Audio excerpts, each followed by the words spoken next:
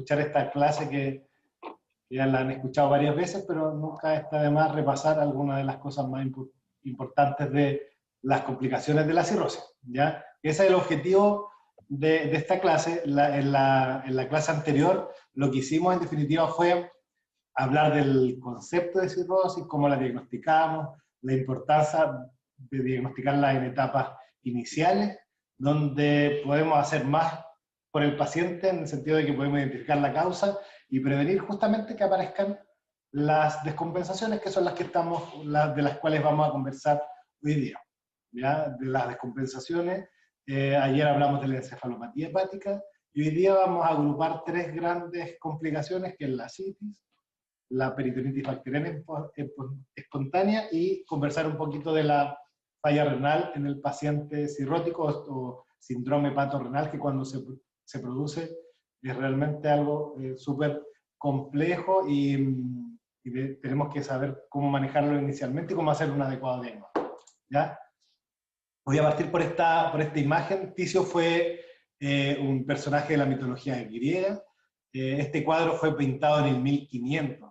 Y Ticio, la historia corta es que fue condenado a la muerte eterna, o sea, a la agonía eterna en definitiva, porque como era inmortal, esta águila le comía el hígado, y como el hígado se regenera, en las noches el águila descansaba y Ticio estaba condenado a un sufrimiento eterno.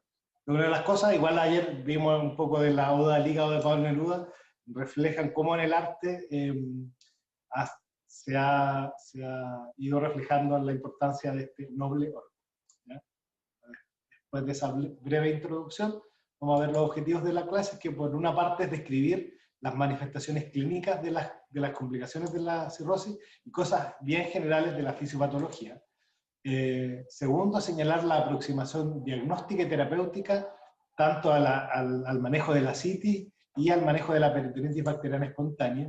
Y tercero, describir las alteraciones fisiopatológicas que dan definición al síndrome hepatorrenal y conocer también las bases del diagnóstico y del tratamiento. ¿Ya? Entonces dijimos, ayer ya habíamos visto este mismo cuadro, las complicaciones se dividen en dos grandes grupos. Por una parte está la insuficiencia hepática propiamente tal, y por otra la hipertensión portal. Son mecanismos fisiopatológicos distintos, ¿ya? Y la hipertensión portal produce la aparición de encefalopatía hepática, de hemorragia digestiva, que es tema de otra clase, y de la citis o de la disfunción renal. Y dentro de la citis está la citis propiamente tal, la citis refractaria, la peritonitis bacteriana espontánea y la falla renal en estados más avanzados de la enfermedad. ¿Ya? Entonces, unas palabras generales solamente a insuficiencia hepática, porque lo ven en otra clase de la parte de patología de la asignatura de gastro, se manifiesta por aumento de la bilirrubina, que clínicamente se va a manifestar como ictericia. Hay déficit de factores de coagulación también, hay síndromes hemorragíparos en los pacientes con cirrosis hepática, disminuye la protrombina, aumenta el INR. Ojo que es un tema súper controversial, pero muy relevante, el tema de la coagulación en el paciente cirrótico. Pacientes con daño hepático crónico, si bien tienen déficit en factores de la coagulación, hay un estado protrombótico, que es un poco por lo que conversábamos ayer. Este estado inflamatorio sistémico hace que los pacientes tengan más riesgo de tener trombosis venosa profunda, tromboembolismo pulmonar, pero sobre todo trombosis del territorio venoso hepático o portal.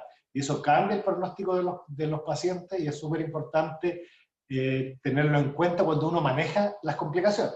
¿Ya? Si un paciente tiene un INR alterado producto de la disfunción hepática, porque está en un estadio avanzado de la enfermedad, no es el rol de nosotros como médicos corregir artificialmente ese INR, a menos que tenga una hemorragia activa, ni siquiera con hemorragia variciosa. ¿Ya? Lo único que hacemos con esos pacientes es agregar mayor riesgo protrombótico aún. ¿Ya? Así que eso ojalá lo puedan incorporar desde ya. ¿Ya? Entonces hay un déficit en la insuficiencia hepática en la síntesis de otras proteínas como la albúmina, que algo participaría en la fisiopatología del edema, pero hemos visto que esto está principalmente relacionado con alteración del eje renina-angiotensina-aldosterona. ¿Ya? Hay un déficit de la depuración de amonio, aparece la encefalopatía hepática. Esto es importante y lo tenemos que preguntar siempre en la anamnesis de los pacientes con daño hepático crónico, sobre todo cuando hay colestasis, que es la aparición de prurito. ¿Ya? El prurito palmo-plantar, de predominio nocturno, es súper importante que lo consignemos y lo pregunten. ¿Ya? Hay alteración en el metabolismo de los carbohidratos, que el hígado es protagonista en esto, y se puede producir hipoglicemia, sobre todo en la hepatitis aguda o en la hepatitis aguda grave. Es un factor de mal pronóstico y tenemos que estar siempre viéndolo y analizándolo, como en el caso de nuestra paciente. Y ahí esto lo pongo como bonus track. En definitiva, es cuál es la definición de hepatitis aguda grave y de hepatitis de falla hepática fulminante, que es súper importante tenerlo en cuenta y en consideración.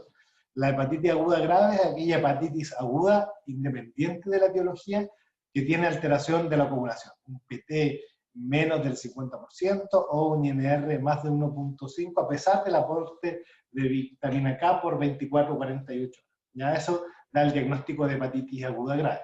¿Y por qué es importante diferenciarlo o tener claro el diagnóstico? Porque de la hepatitis aguda grave a la falla hepática fulminante hay solo un paso. En la falla hepática fulminante es una ultra emergencia gastroenterológica porque tenemos que trasladar al paciente rápidamente a un centro con disponibilidad de trasplante hepático. Y se define como la hepatitis aguda grave más la encefalopatía hepática. Aquí tenemos que hacer una distinción en los pacientes que tienen cirrosis previamente, porque estamos hablando de hepatitis aguda en un hígado previamente sano. Así que en la alteración del INR más la encefalopatía, obviamente se excluyen los pacientes cirróticos. Entonces, la otra parte de las complicaciones también las podemos dividir en hemorrágicas o no hemorrágicas. Y las hemorrágicas es la hemorragia digestiva alta por varices, y las no hemorrágicas están la citis. Dentro de la citis ya habíamos dicho que estaba la citis refractaria, el síndrome hepatorenal y la peritonitis bacteriana espontánea. ¿Ya? Y la encefalopatía hepática también se clasifica dentro de las complicaciones no hemorrágicas de la cirrosis. Desde el punto de vista fisiopatológico, ¿por qué se producen estas disfunciones? Y uno de los protagonistas es la hipertensión portal. ¿Ya? En la hipertensión portal se define como el gradiente de presión portal es la resistencia por el flujo sanguíneo que está alterado primero desde el punto de vista de la resistencia por la fibrosis que se produce a nivel hepático. Este aumento de la resistencia puede ser intrahepático, portal o por colaterales también. ¿Ya? El aumento de la resistencia portal se da en otros trastornos, como igual tener en cuenta que existe la hipertensión portal en el paciente no cirrótico, ya por trombosis de la porta, hay una hipertensión portal idiopática también, donde no hay trombosis del territorio portal. ¿Ya? Se produce también un aumento del flujo sanguíneo, y esto producido por una vasodilatación esplácnica y sistémica y por una hipervolemia relativa que se da en los pacientes cirróticos, y todo esto aumenta la presión en el territorio portal y trae las consecuencias que ya hemos conversado. Vamos a hablar de ascitis principalmente como primer gran tema. La ascitis es el acúmulo de líquido en la cavidad peritoneal. Este valor, perdón, es muy importante tenerlo en cuenta. La causa más frecuente de ascitis es la cirrosis, pero no todo ascitis es por cirrosis hepática. Hay que tenerlo en consideración también, porque de repente el paciente tiene, no sé, carcinomatosis peritoneal, un tumor ovárico o insuficiencia cardíaca derecha que se manifiestan con ascitis, y los pacientes son catalogados como cirróticos per se. ¿Ya? Y eso, si bien es la causa más frecuente, no toda ascitis es por cirrosis. ¿Ya?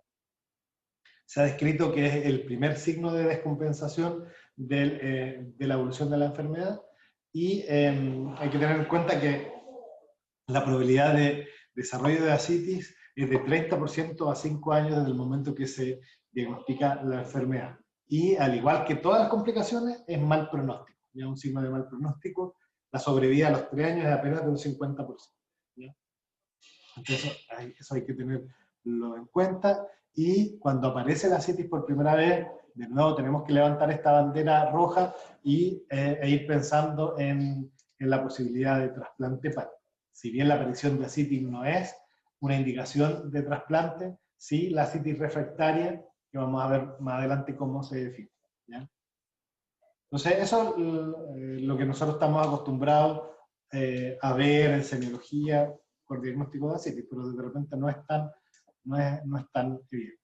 Aquí hay un resumen de un poco la diferencia entre una cirrosis compensada y descompensada desde el punto de vista de la fisiopatología, ¿ya? De la vasodilatación arterial esplácnica, que es mucho más severa en la cirrosis descompensada.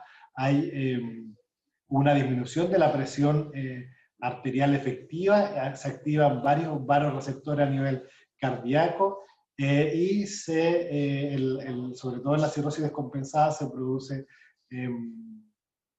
alteración en la expresión de sodio y agua, se produce edema, se produce ascitis y finalmente una falla renal, que es como la expresión más severa de esta falla renal.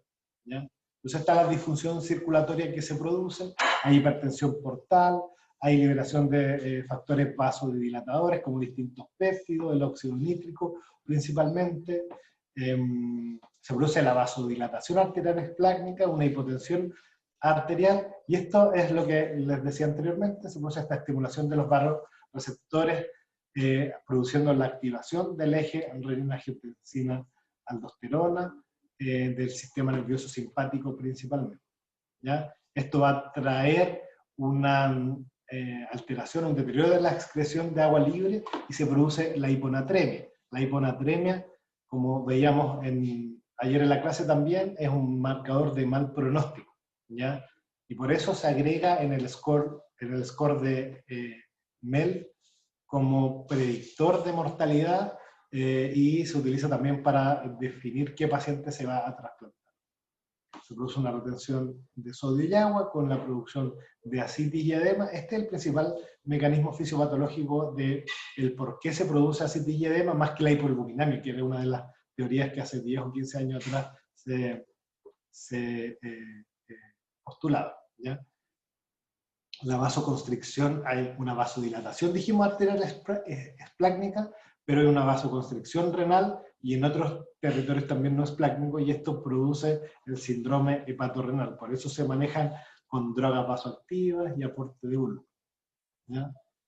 Entonces, uno evalúa a un paciente con ascitis, súper importante la anamnesis, tener identificada la causa de la cirrosis, hacer un buen y adecuado examen físico, calcular o objetivar la presión arterial, de pie y sentado el paciente, exámenes de sangre en general, función hepática. Siempre, en todo paciente cirrótico que evaluemos, tenemos que tener claro el CHAI y el MEL, ¿ya? Tener exámenes como la creatinina en sangre, el BUN, la urea, ¿ya? Nos sirve también el sodio urinario y otros electrolitos y la creatinina, sobre todo cuando tenemos un paciente con sospecha de síndrome hepatorrenal.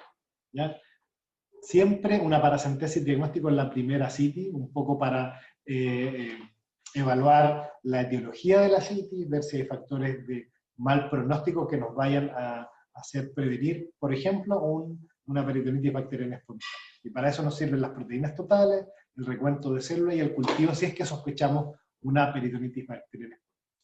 La ecografía abdominal obviamente nos va a servir para varias cosas. Primero, confirmar que el paciente tenga una cirrosis hepática. Segundo, ver si hay signos ecográficos de hipertensión portal, como la esplenomegalia, como la ascitis también. Hay ascitis que es subclínica y solo se diagnostica con la ecografía. ¿Ya? Eso es lo que justo aparece aquí. Está la ascitis no refractaria, que hay 3 grados. La ascitis grado 1 es que aquella ascitis que yo no diagnostico en el examen físico, pero sí le hago una ecografía y ahí aparece acúmulo de líquido en la cavidad peritoneal. grado 2 es la asitis que es detectable por la exploración física, o sea, el examen físico, y la asitis grado 3, aquella asitis de atención. Y la asitis refractaria, que hay que grabársela también como diagnóstico, es aquella asitis que no responde a terapia diurética óptima o que hace falla renal con el uso de diuréticos, ¿ya? Entonces tenemos distintos niveles de tratamiento de la asitis, ¿ya? Primero, tenemos que enfocarnos en manejar la acumulación de líquido, y para eso, si hay una asitis grado 2, grado 3 incluso, puedo plantear una paracentesis terapéutica. O sea, ingreso a la cavidad peritoneal y evacúo el líquido en la mayor cantidad posible para que el paciente disminuya los síntomas, ¿ya? La retención renal de sodio y agua, tenemos que, por una parte, la restricción de sodio es súper importante, y por otra, el uso de diuréticos también, ¿ya? Para disminuir la hipertensión portal también tenemos algunas cosas que nos pueden servir, como la instalación de TIPS, ¿ya? Y en definitiva el trasplante ya va a curar la cirrosis y es la solución definitiva, sobre todo a los pacientes que hacen asitis a repetición o asitis, ¿ya? En cuanto al tratamiento, hay que tener en cuenta que si diagnosticamos asitis, no siempre es necesario hospitalizar al paciente. Hay que hacer una restricción moderada de sodio, que se habla de 80 mil equivalentes al día. En primera instancia, sobre todo si no hay hiponatremia, no hay que restringir líquido, pero sí, si hay un sodio menos de 125, debiéramos restringirlo, ¿ya? El uso de diuréticos de elección, siempre los antagonistas de aldosterona, como la espironolactona, son los que se usan de base. Nosotros lo que hacemos, y aparece en la última guía, es iniciar el tratamiento diurético con furosemida más un antagonista de la aldosterona, ¿ya? O sea, partimos el tratamiento con 40 miligramos de furosemida y 100 miligramos de espironolactona. Obviamente esto tiene que ser evaluado paciente a paciente, dependiendo de la función renal del paciente, de los electrolitos plasmáticos, de la presión arterial también, ¿ya? No utilizar diuréticos de ASA como monoterapia es súper importante. O sea, si yo tengo un paciente con asitis, tratar de no dejarle solo furosemida. En la asitis grado 3, esto también siempre lo preguntamos y lo vemos. El tratamiento inicial, o sea, la asitis que está a tensión, el paciente sintomático con disnea, tenemos que hacer una paracentesis evacuadora, ¿ya? O sea, sacar la mayor cantidad de líquido de la cavidad peritoneal. Y para prevenir que se produzca, por ejemplo, falla renal en los pacientes con cirrosis y asitis, lo que hay que hacer es reponer albúmina. Ya, la albúmina es una proteína humana que hay preparados que son farmacológicos, que son de alto costo y están disponibles como expansores de volumen para este y otros casos. Ya tenemos disponible nosotros en el hospital, son fármacos de alto costo también, y eso hay que tenerlo en cuenta cuando lo utilizamos, ¿ya? Uno debiera reponer la albúmina si es que hace una paracentesis más de 5 litros, ¿ya? Y aquí hay un concepto que de repente se confunde. Si yo saco 5.5 litros, voy a reponer albúmina por 5.5 litros, ¿ya? No voy a reponer albúmina por los 500 cc sobre los 5 litros que salen. Incluso hay distintos trabajos que en el último tiempo recomiendan reponer albúmina independiente de la cantidad de líquido que hayamos extraído. Así que eso igual hay que considerarlo en el futuro. El tratamiento de mantención, la dieta hiposódica y el tratamiento diurético posterior, si es que la función renal y los electrolitos lo soportan, ¿ya? Entonces, la asitis refractaria, esta es una definición que tienen que acordarse y memorizarse, es aquella que no responde a dosis bien altas de diurético. O sea, furosemida 160 miligramos y espironolactona 400 miligramos. ¿Cuántos comprimidos son 400 miligramos de espironolactona? 8. No, más, 16. 16. Sí, la espironolactona viene de 25 miligramos, de repente el paciente se asusta un poco por la cantidad de fármacos que tiene que utilizar. Eso en Chile no tenemos disponible la espironolactona de 100 miligramos, que en España, por ejemplo, está disponible, ¿ya? Y asitis refractaria también es aquella que con dosis adecuadas o no tan altas como esas de diurético aparecen complicaciones como falla renal, ¿ya? Eso ya lo habíamos conversado. Hay pacientes que requieren paracentesis repetida, o sea, cada 2 semanas, cada 1 semana, cada 1 mes, hospitalizarse para paracentesis, ¿ya? Lo importante es que cuando hay residuos de la asitis tengamos a la mano poder poner un tips, que vamos a ver lo que significa, y ir pensando en el trasplante hepático. El tips está contraindicado en función hepática alterada, cuando un child ve más de 13 puntos, incluso menos, o cuando hay encefalopatía, porque el TIPS produce encefalopatía, ¿ya? Y este es el TIPS, que es una prótesis que se pone intrahepática, lo hacen los radiólogos intervencionales, que une la vena hepática con la vena porta principalmente, la porta intrahepática, ¿ya? Y eso hace que disminuya la hipertensión portal y podamos controlar la citis, podamos controlar la aparición de varices, también se ocupa para eso, ¿ya? Y es el nombre en español, una anastomosis portosistémica transyugular intrahepática. Entonces, resumen del tratamiento de la citis. El manejo médico es en asitis leve a moderada, con restricción de sodio y el uso de diuréticos, de ASA y antagonistas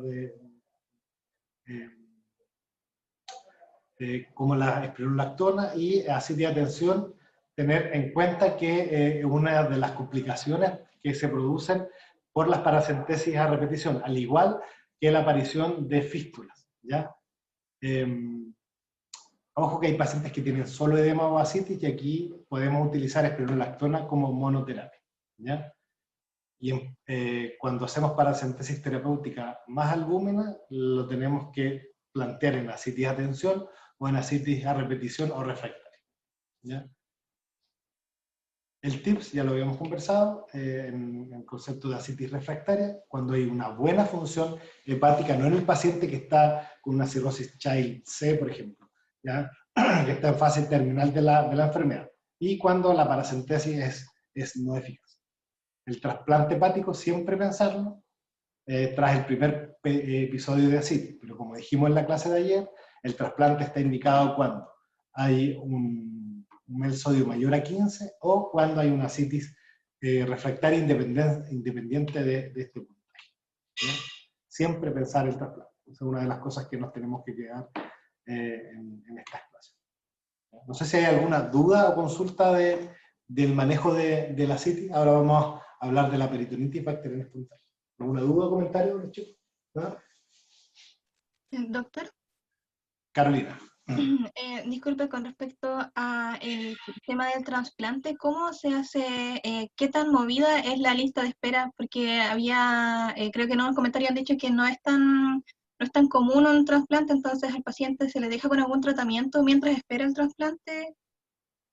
Sí, una muy buena pregunta. El trasplante hepático, como lo conversábamos ayer, es una realidad en Chile, ¿ya? Sobre todo en centros que se están haciendo un trasplante donante vivo.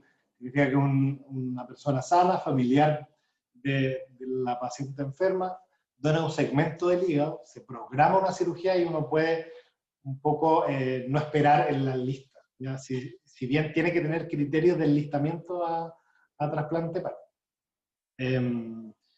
Cuando uno enlista a un paciente, tiene que tener en cuenta que aproximadamente el 50% de los pacientes fallecen en lista de espera, y eso es una realidad. Entonces, mientras uno enlista al paciente, mientras más precoz lo hagan, más puntaje va a ir ganando. Un paciente que se enlista con un MEL sodio de 15 debiera esperar en lista de espera más o menos 1 año y medio, 2 años. Obviamente va a depender de si es que existe pandemia o no, si es que hay donantes o no. El año 2019 había sido un excelente año para el trasplante hepático. Se habían trasplantado más que los últimos 10 años en promedio anual. Obviamente la pandemia trae nuevas realidades de esto, pero no por eso no tenemos que pensar. Lo conversamos en la mañana en la visita que hemos logrado, pese a la pandemia, trasplantar a 3 pacientes de nuestra región en el último año, que pareciera un número pequeño, pero de verdad que es una tremenda cirugía que requiere equipos multidisciplinarios y un esfuerzo del sistema de salud muy importante. Aparte, eso es solo el acto quirúrgico propiamente tal, sino que todo lo que significa el procuramiento de órganos y todo eso. Pero es algo que nosotros como médicos tenemos que saber que existe, que no es una utopía y tenemos que ofrecerlo a los pacientes. Siempre es difícil, sobre todo porque los pacientes con cirrosis hepática no son pacientes que son estándar, ¿ya? Hay una gama de pacientes en el sentido de etiologías de enfermedad, estadios de enfermedad, condición social, aunque la condición social, por decirlo así, no es una contraindicación para el trasplante, pero sí yo tengo que tener una buena red de apoyo, ¿ya? Una buena red de apoyo que permita cambiar una enfermedad por otra. O sea, yo me trasplanto, pero la inmunosupresión, los controles médicos van a hacer que yo necesite una red de apoyo importante en la familia y comunitaria también, y de la red de salud, tanto atención primaria como los hospitales más complejos. Gracias. Vamos a hablar de otra complicación que tiene que ver con la citis también, que es la peritonitis bacteriana espontánea. Y como su nombre lo dice, es la infección del líquido acítico sin un foco infeccioso intraabdominal. O sea, no es una infección del líquido acítico porque tuvo una obstrucción intestinal, una perforación o una apendicitis, ¿ya? Se produce sí por translocación bacteriana. Se produce o se ha visto en distintas series que fluctúa entre un 10 o un 30% de los pacientes con cirrosis hospitalizados, y la mortalidad es alta también. O sea, cada el evento de peritonitis bacteriana espontánea tiene una mortalidad del 20%. O sea, 1 de 5 pacientes puede fallecer producto de esto, ¿ya? Y una vez que se produce, la tasa de recurrencia al año es súper alta, ¿ya? Del 70-80%, dependiendo de la serie que uno revise. Y por eso es nuestra obligación prevenir que se produzca la peritonitis bacteriana espontánea, y segundo, una vez que se produjo, hacer prevención secundaria para evitar una nueva recurrencia, ¿ya? La presentación clínica es variable, puede ser de dolor abdominal en específico, fiebre, que es ya un poquito más evidente, o ser asintomático, ¿ya? Debutar, ser la causa de una encefalopatía hepática, por ejemplo. Es un factor predictivo de mortalidad, también considerado para el trasplante hepático a estos pacientes, ¿ya? Esto lo habíamos dicho, se puede presentar de manera variable, como peritonitis, por ejemplo, dolor abdominal más fiebre, pero puede ser encefalopatía hepática mínima, encefalopatía hepática ya que requiere hospitalización, ¿ya? Se puede manifestar como disfunción de la función renal, por ejemplo, o asintomática, como habíamos dicho. ¿Y cómo se realiza el diagnóstico? Una paracentesis diagnóstica, es decir, sacar una muestra del líquido acético, que eso lo pueden hacer ustedes como médico general, y estudiar ese líquido, ver si tiene, ver la celularidad y mandar el líquido a cultivo, ¿ya? Y el diagnóstico se basa en relación al recuento de polimorfonucleares, que el diagnóstico de PBE se hace cuando hay más de 250 polimorfonucleares en el líquido acético estudiado, ¿ya? Y esto es de polimorfonucleares, o sea, un valor distinto va a ser el de glóbulos blancos total, ¿ya? En el líquido acético. La tasa de positividad del cultivo es baja, entre un 50, 60, hasta 70%. Esto mejora obviamente si es que cultivo este líquido en un frasco de hemocultivo, por ejemplo, ¿ya? Y en relación a las bacterias que se identifican, son principalmente las del tracto digestivo, 70% gram negativos como Escherichia coli, 20% Coco gram positivo y 10% Enterococcus. El tratamiento es, por una parte, prevenir las complicaciones, ¿ya? Y esto quiere decir prevenir la falla renal en el paciente con peritonitis bacteriana espontánea. Y hay un trabajo que demuestra que aportar albúmina al día 1 y al día 3 mejoraría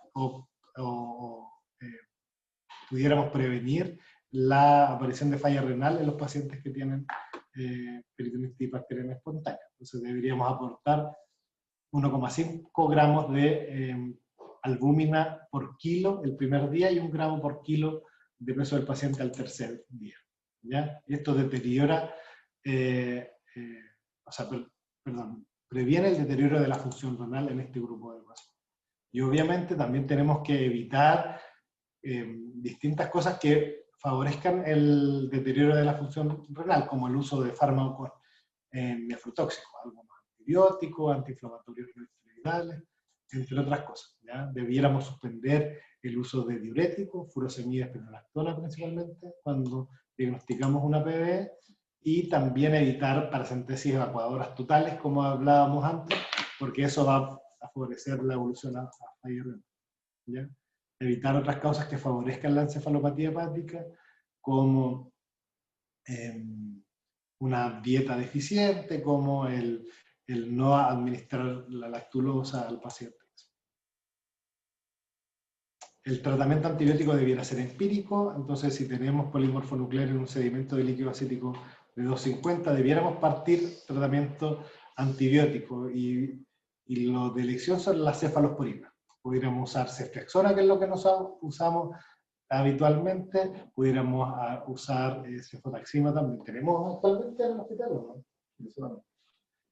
Antiguamente teníamos. En pacientes con PBE no complicada, pudiéramos incluso iniciar terapia con ciprofloxacino. ¿Ya? La profilaxis, o sea, prevenir la peritonitis bacteriana espontánea, primero una profilaxis primaria sin antecedentes de una peritonitis previa. ¿Y en qué pacientes los dejamos? Primero en los pacientes que tienen un alto riesgo, o sea, tener una hemorragia digestiva, ya el riesgo de tener una PBE, sobre todo en los pacientes con ascitis, pero no solo dejamos los pacientes con ascitis, es de un 30 a un 50%.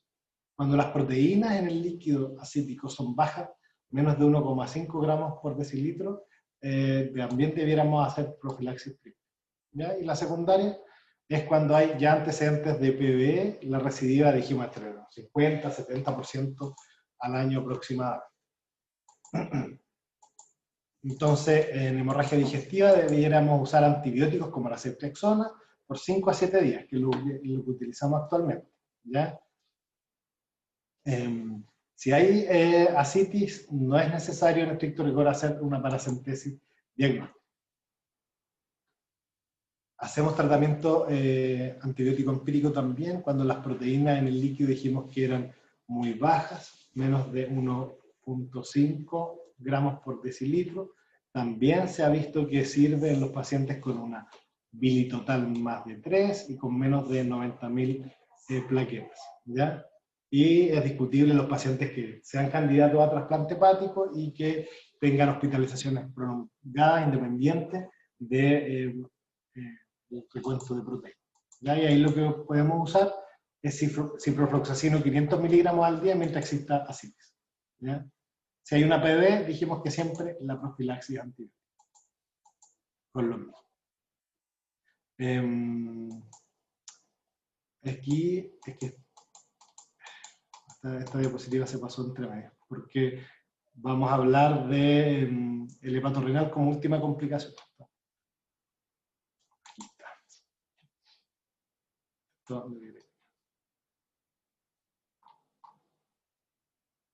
No sé si hay dudas en peritonitis bacteriana espontánea. ¿Algún comentario? ¿Que se acuerden? Ya, eso, que es el gradiente de albúmina, que no lo nombré en la clase, así que igual es importante. Ya, doctor Rivera, ¿qué es para que despierte? Hace calor aquí. Sí. Es la relación entre la albúmina del líquido con con la albúmina del plasma y con las proteínas del líquido y del plasma igual. Es una relación, Una resta. una recta. Y si eso determina, nos sirve para ver si es que la CITI es por hipertensión portal o no. ¿Ya? Eso no sirve. Entonces, unas últimas palabras, síndrome hepatorrenal. Dijimos aquí, de nuevo, este cuadrito que nos resume la fisiopatología de la cirrosis. Hay vasoconstricción renal y en otros territorios, y esto lleva a la aparición de síndrome hepatorrenal. ¿Ya? ¿Y por qué se produce el síndrome hepatorrenal? Hay distintos mecanismos de por qué se produce. ¿Ya? Y hay una desbalance en definitiva entre algunos vasodilatadores como las prostaglandinas, el óxido nítrico o el factor natriurético auricular, y algunos vasoconstrictores como la adenosina, la endotelina y la angiotensina 2. ¿Ya? Este frágil equilibrio que en los pacientes cirróticos con ascitis es súper lábil. De repente hay una anoxia como el uso de antiinflamatorio y que lleva a una catástrofe a nivel al final. Este equilibrio también hace que la perfusión renal sea óptima cuando se produce. ¿Ya? El síndrome hepatorrenal, cuando se produce, es una complicación grave de la cirrosis que se desarrolla en fases avanzadas de la enfermedad, casi terminales. Por eso es súper importante hacer la distinción entre falla renal, prerrenal o una hepatorrenal propiamente tal. Ya la incidencia anual es mucho más baja que la ascitis o la encefalopatía, es de un 8% aproximadamente, y cuando aparece es de un mal pronóstico. El hepatorrenal tipo 1 tiene una sobrevida media de 12 meses, o sea, súper bajo. ¿Ya? Y el tipo 2, que es un poco más larvado en el tiempo, la sobrevida media es de 6 meses. Por eso la creatinina está en el mesosodio como factor predictor de trasplante. ¿Ya?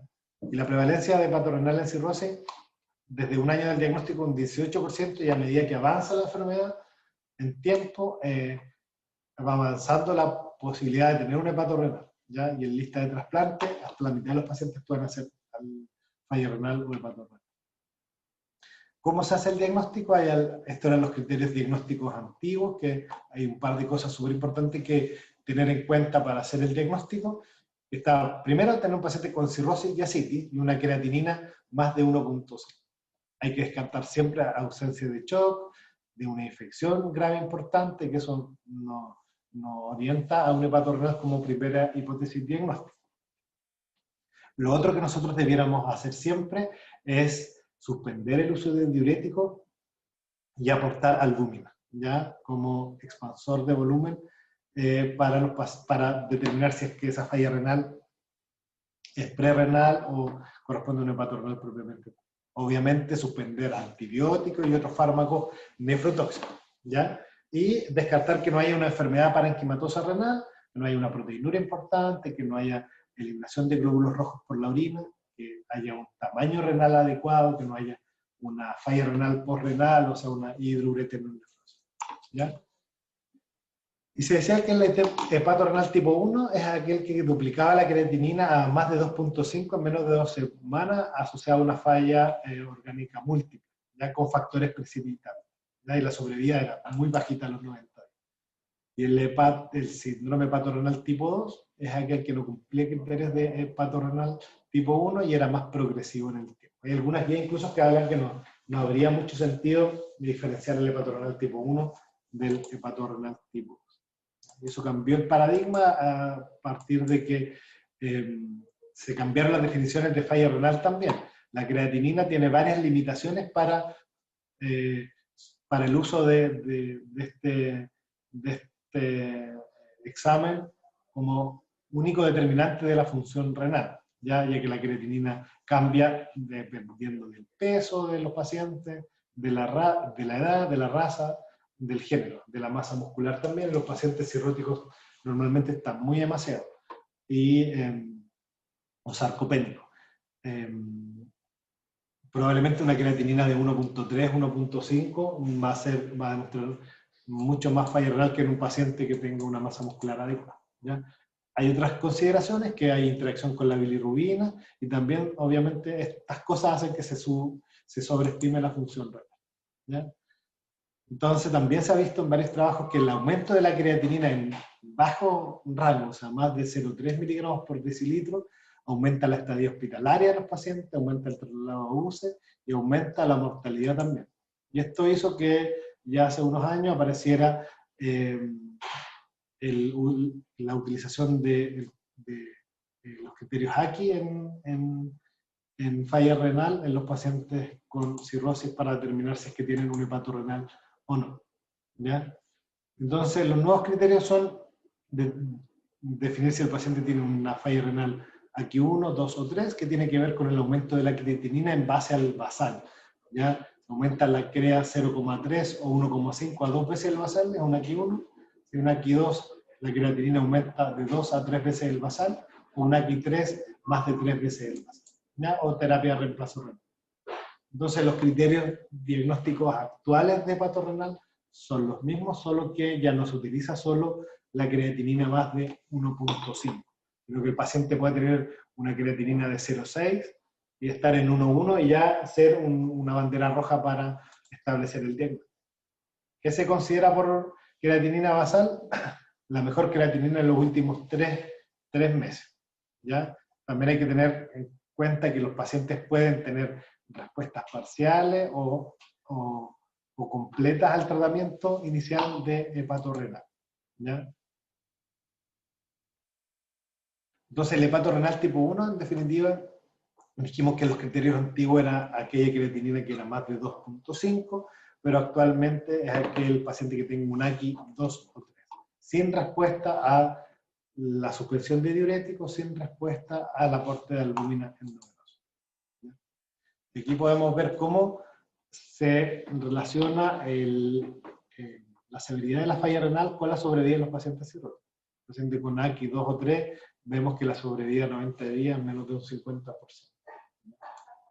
Entonces hay que tenerlo en consideración para trasplante hepático y para manejo de esta.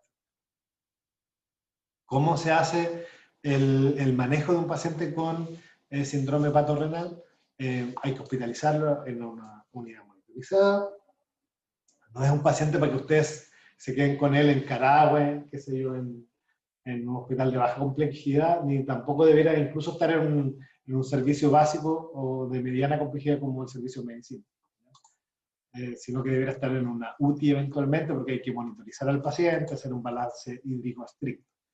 Eliminar nefrotóxicos, lo hemos dicho, tratar el factor gatillante, expandir con volumen el paciente de manera segura y apropiada, y tratar la causa de la falla hepática si existe.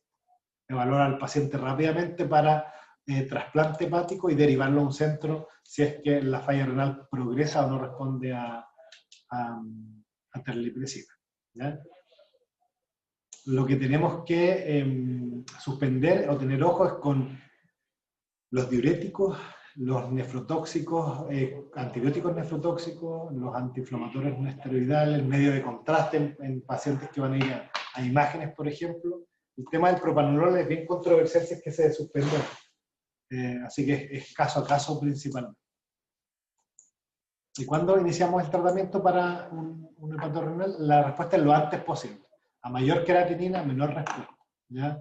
Y tenemos que iniciar vasoconstrictores más albúmina si es que no hay respuesta en los primeros 2 días después del manejo inicial, cumple con criterios de hepato renal que ya los conversamos, sea una falla renal aquí 2 o 3, y si es una aquí 1, considerar si es que la creatinina es más alta, más de 1,5. ¿Ya?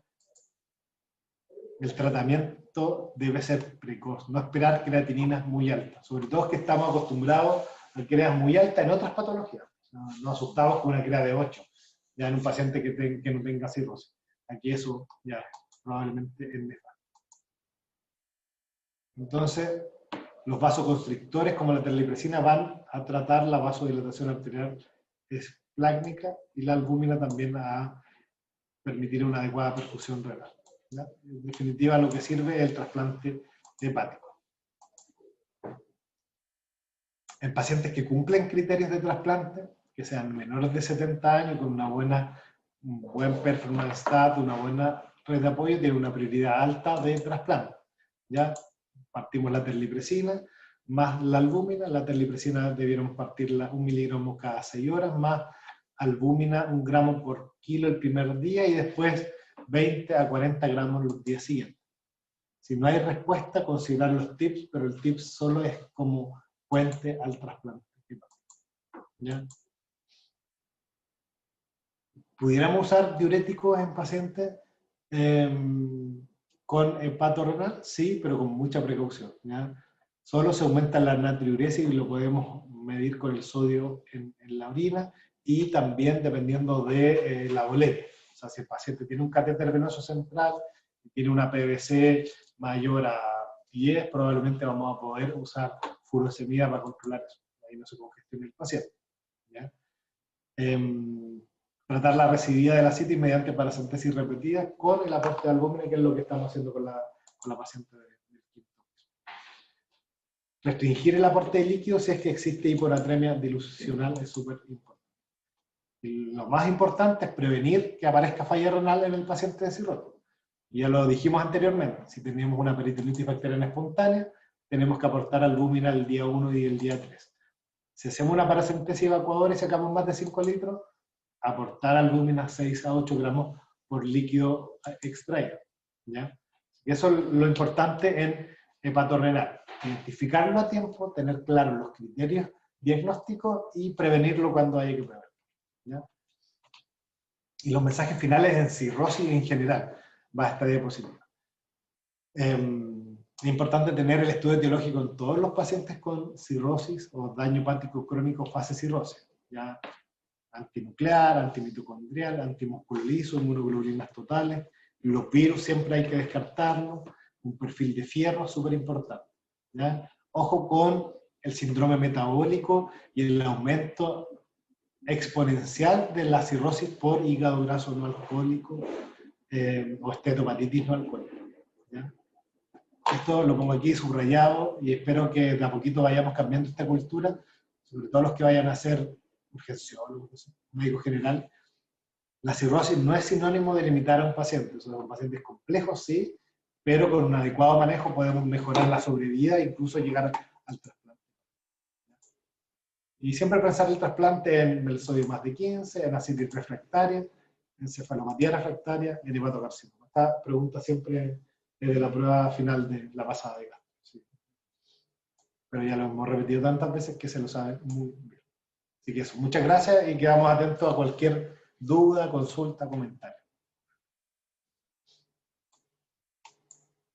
¿Todo claro? ¿Son todos unos expertos hepatólogos? Doctor, una consulta. Que cuando hablaba como del hepato renal, el síndrome, había como un desbalance entre los dilatadores y constrictores. Pero más cargado a los constrictores, ¿o no? Claro, o sea es que ese balance permite que haya una perfusión renal adecuada. Cuando hay una vasoconstricción renal aberrante, por decirlo así, se produce el hepato renal, propiamente. O sea, ese equilibrio se produce para mantener una perfusión renal adecuada. Sí, ahí está como se causaría, pero ¿por qué el tratamiento entonces es vasoconstrictor más? Es que el vasoconstrictor porque se produce una vasodilatación arterial esplácnica. Sí, más arriba. Claro, lo que trataríamos con la terlipricina es esa vasodilatación y por consecuencia habría una vasodilatación en la arteria renal. Ah, ya vale. Como un mecanismo compensatorio, por decirlo. Pensaba como vasodilatador, pero más para abajo, pero como no. Ya, gracias. ¿Alguna otra duda o consulta? Es un tema bien árido, si uno lo ve así como solo una clase, pero después cuando uno lo ve con pacientes y en la práctica clínica se hace bastante más amigable. Y lo importante es que tengan conceptos claros y pasos a seguir muy establecidos también. Y ahí cualquier duda o consulta que vayan surgiendo, las pueden hacer llegar también. Así que eso, gracias por su tiempo.